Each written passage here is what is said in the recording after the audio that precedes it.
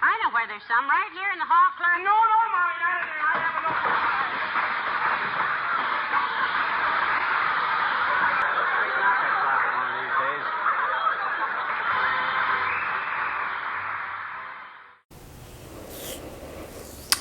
Here we are with the last video on this RPG radio.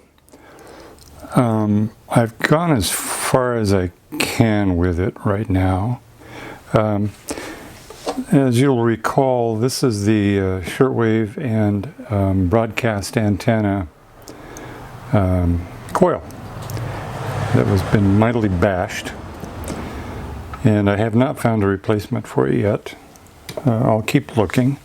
In the meantime, I ordered a generic broadcast only antenna coil right there. It's a Kramer I got from Viva Tubes. And I've got that wired in. The shortwave is decoupled, disconnected for the most part. On the front, the broadcast channel works here. If you push the shortwave button in, it doesn't work.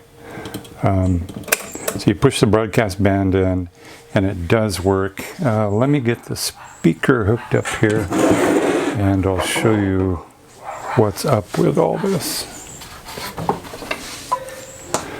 No speaker, no B+. Them's the rules of the game. Okay, got power, turn it on, tube light. Oh, here's the new dial being lit up. I'm going to stop the camera and then refocus so you can see it. And there it is, nicely lit up. It'll be most interesting to see how it looks in the cabinet, but from right here it looks just fine. This is daylight in the garage, in the shop, and lights are on, so it's pretty bright in here. My usual working brilliance and luminosity, I should say, not brilliance. And it looks all right, so I'm pleased with that. All right, let's see. Oh. All I've got for an antenna on here is this piece of wire. This radio is built for a long lead.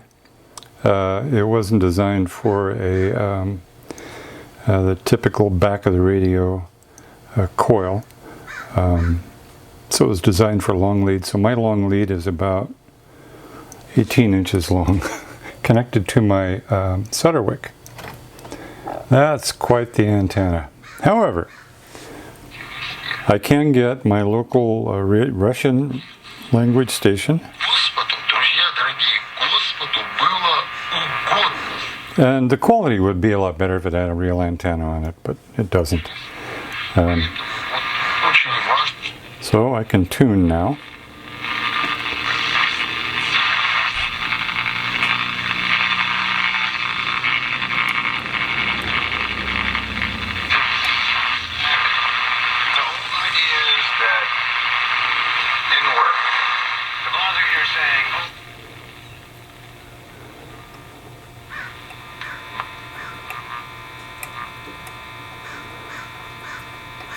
Anyway, it's not great. The coil is the really, I'm sure the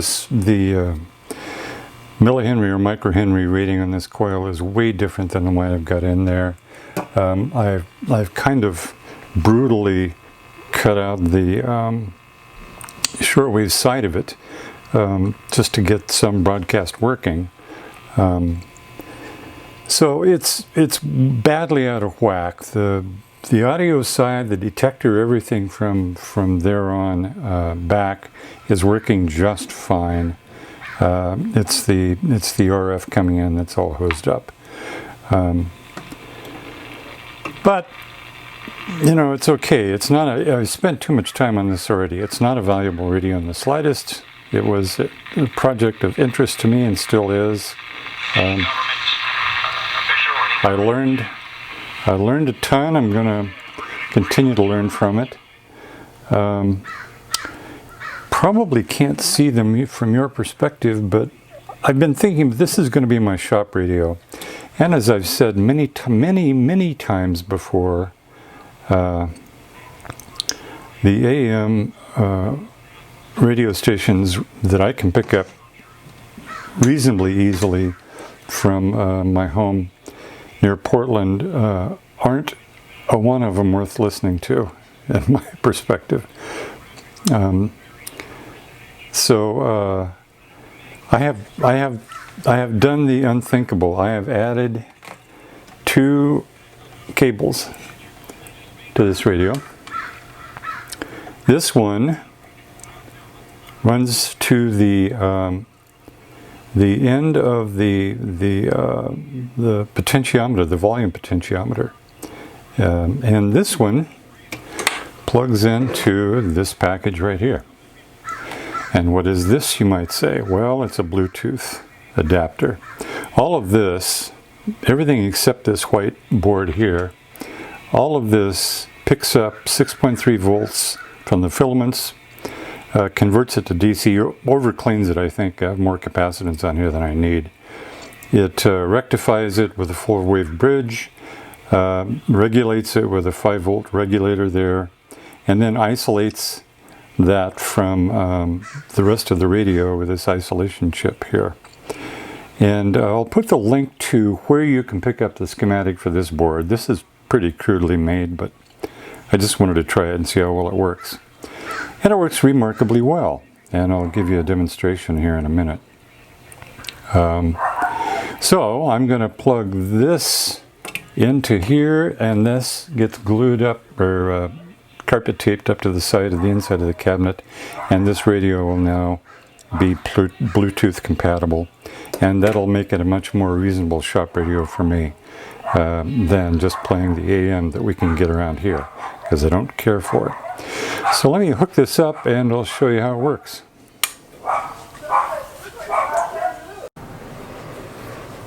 Alright, I have the Bluetooth card hooked up here. I will power it up. As I said, it's powered from the filament voltage, the heater voltage on the radio itself. So I'll turn the radio on, Bluetooth comes on, and immediately finds my iPhone. And I happen to have my iPhone tuned to one of my favorite, in Olympia, Washington, or thereabouts, there's a radio station called KBRD. And the owner of KBRD, it's a small AM station, and he just broadcasts whatever he likes. And it turns out what he likes is music from the 20s, 30s, and 40s. Occasionally in the 50s, but not very often. And he has done us all a favor by putting that on the air. I'll put the link to this site down below. But this is what it sounds like when it's running. Oh, I haven't got it on.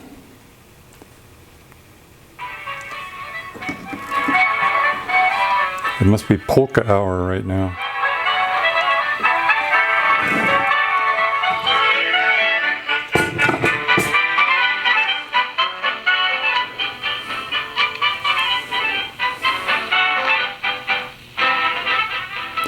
The quality of sound is pretty good. Tone works. Plenty of volume. Clarity is pretty good. Let me switch apps on my phone and stop that one for a minute. And I have on here a signal generator app, which comes in quite handy.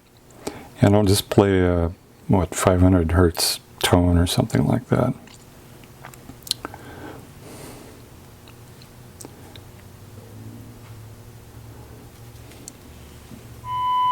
Yeah, it's 1,000 hertz.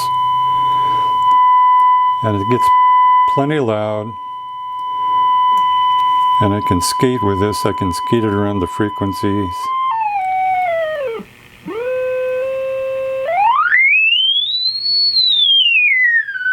There are some pre-selects down here, so there's kilohertz, 500 hertz, 63 hertz I can't hear, 125 I can.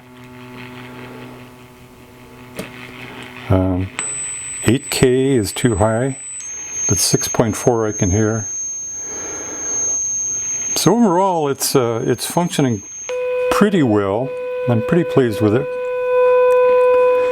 What I'm going to do next is shut that off and put it back in the case.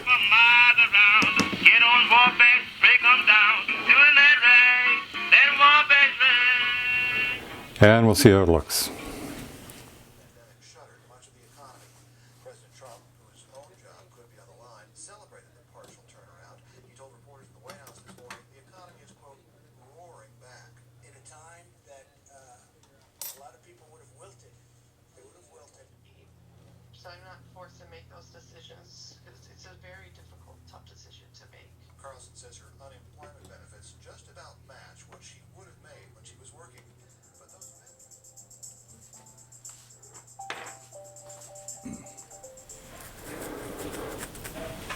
Here we are.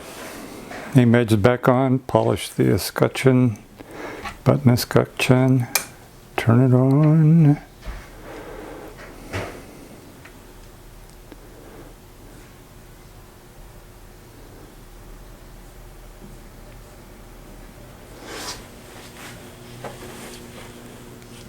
And start KBRD.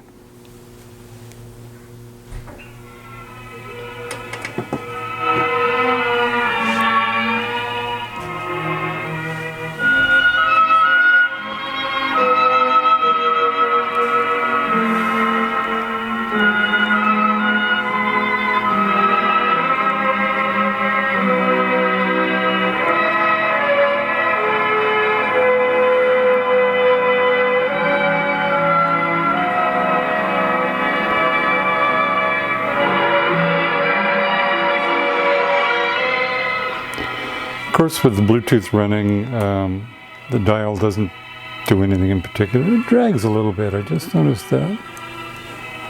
Oh.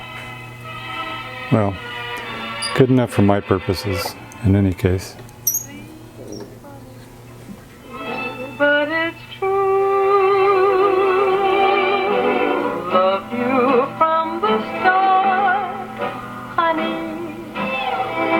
Bless your little heart, honey. Every day will be so sunny, honey, with you.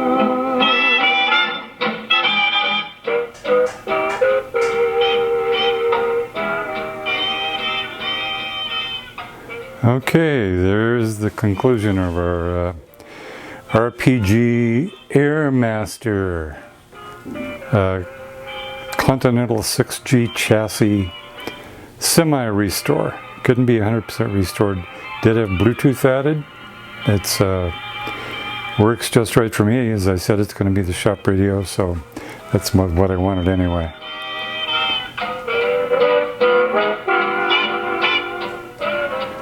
So I'm very happy with that. Cabinet turned out lovely.